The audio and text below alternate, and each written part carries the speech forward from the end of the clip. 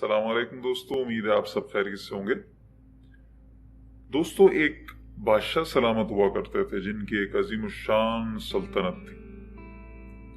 बादशाह सलामत के दरबार में एक दिन एक शख्स हाजिर होता है और बादशाह से अर्ज करता है कि ये दो परिंदे मैं आपकी खिदमत में तोहफतन पेश करना चाहता हूं।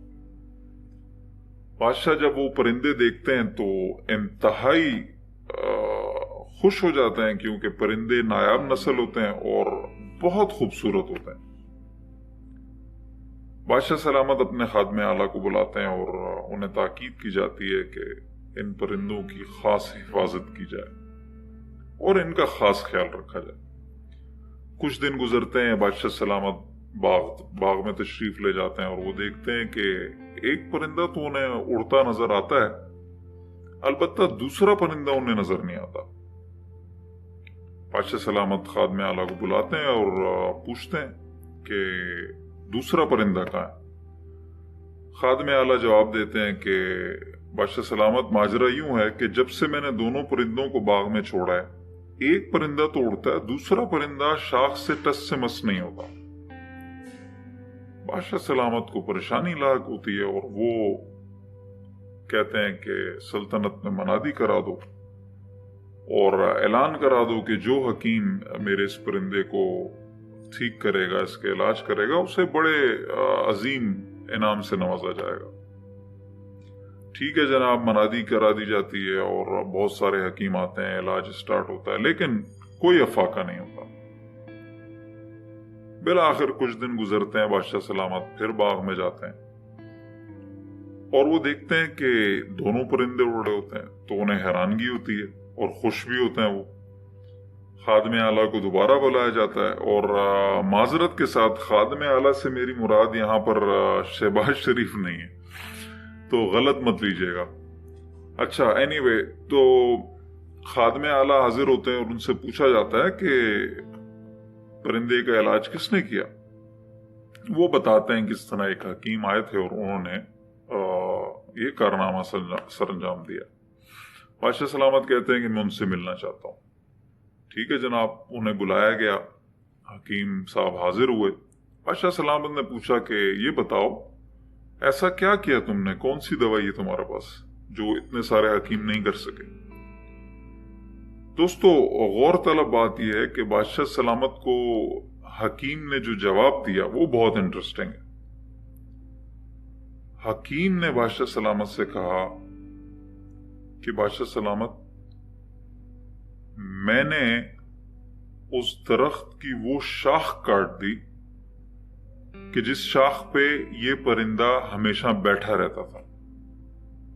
दोस्तों, सोचने की बात है, अक्सर औकात हमारी जिंदगी में जो रुकावट होती है आगे बढ़ने के लिए, वो हमारा खुद का कंफर्ट जोन होता है। इंसान की नफ्सियात इस तरह बनी हुई है कि इसे जिन चीजों का ये आदी होता है वो करने में मजा आता है, उसे आसानी लगती है। आपके रोजमर्रा के काम आप आसानी से आंख बंद करके कर लेते हैं, लेकिन जब आप कोई नई चीज, कोई नई राह, कोई नया गोल अचीव करना चाहते हैं, तो आपकी जो नफ्सियात है वो राह में रुकावट बनती है। आप कहते हैं मेरा दिल नहीं कर रहा, मुझे ये पसंद नहीं है,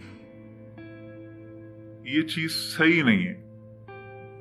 दर हकीकत आप उससे भागना चाह रहे होते हैं। आपने मोहम्मद अली बॉक्सर का नाम सुना होगा। वो कहते थे कि मैं अपनी एक्सरसाइज काउंट ही उस वक्त करता हूं कि जब मुझे दर्द होना शुरू होता है और मुझे लगता है कि मैं अब नहीं कर सकता। मैं उस लम्हे अपनी एक्सरसाइज काउंट करना स्टार्ट करता हूं। इसी तरह याद रखें, जिंदगी में जो चीजें आसान लगती हैं वो आप हासिल कर चुके होते हैं। जो चीजें मुश्किल लगती हैं उसका मतलब यह है कि आप उन्हें हासिल करना चाह रहे हैं, लेकिन वो आपने अभी हासिल नहीं की। وہ انگلش میں کہتے ہیں کہ success is always on the right last step for your comfort zone. ہمیشہ اسے یاد رکھیے گا. دوسری طرف عام انسان ہمیشہ عام کام کرتا ہے. آپ دوسرے انسانوں کی طرح ایک نارمل زندگی گزار رہے ہیں تو عام انسان ہی بن کے رہیں گے. جب آپ کچھ ایکسٹرا آرڈینری کرنا چاہتے ہیں تو آپ کو ایکسٹرا مائل جانا پڑتا ہے. اس کے بعد آپ کو نتیجہ بھی ایکسٹرا ملتا ہے. ذرا سوچیں, آج ہم چٹکی میں ٹکٹ بک کراتے ہیں اور فلائی, ٹھیک ہے. کبھی آپ نے یہ سوچا کہ جس شخص کا یہ آئیڈیا تھا اس کے ذہن میں آئیڈیا کیسے آیا؟ اس نے کیسے ایسی ہمت کی کہ جناب گاڑیوں کا دور ہے اور ہر شخص جانتا ہے کہ گاڑی ایک چیز ہے سفر کے لیے. اس نے کیسے سوچا کہ جہاز بھی ہو سکتا ہے, ہم اڑ کے بھی جا سکتے ہیں پرندوں کی طرح. اور سوچنے کے بعد اس نے کیسے اپنا کمفرٹ زون چھوڑا اور اس کے لیے اسٹرگل کی, اپنی لائف خطرے میں ڈالی اس نے, اور اڑنے کی ناکام کوششیں کی, اور فائنلی سائنس نے اتنی ترقی کی کہ آج اڑنا کوئی مسئلہ ہی نہیں ہے. تو ہمیشہ یاد رکھیں کہ پرانی زندگی جب آپ چھوڑنا چاہ رہے ہوتے ہیں آپ نہیں چھوڑ پاتے, لیکن اگر کسی بھی صورتحال کی وجہ سے, مجبوری کی وجہ سے جب آپ چھوڑ دیتے ہیں تو نئی زندگی میں جاتے ہی آپ کو پتہ چلتا ہے کہ یار پرانی زندگی میں تو میں ٹائم ویسٹ کر رہا تھا, نئی زندگی تو بہت خوبصورت ہے. لیکن جب آپ اس صورتحال میں اپنی پرانی زندگی میں جی رہے ہوتے ہیں تب آپ یہ بات نہیں سمجھ پاتے, کیونکہ آپ اس کے عادی ہو چکے ہوتے ہیں. وہ آپ کا کمفرٹ زون ہوتا ہے.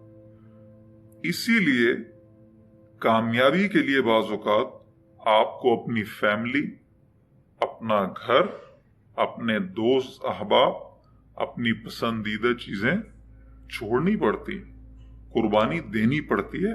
پھر آپ جا کر کامیاب ہوتے ہیں, اپنے گولز کو اچیو کرتے ہیں. اپنا خیال رکھیں. اللہ حافظ.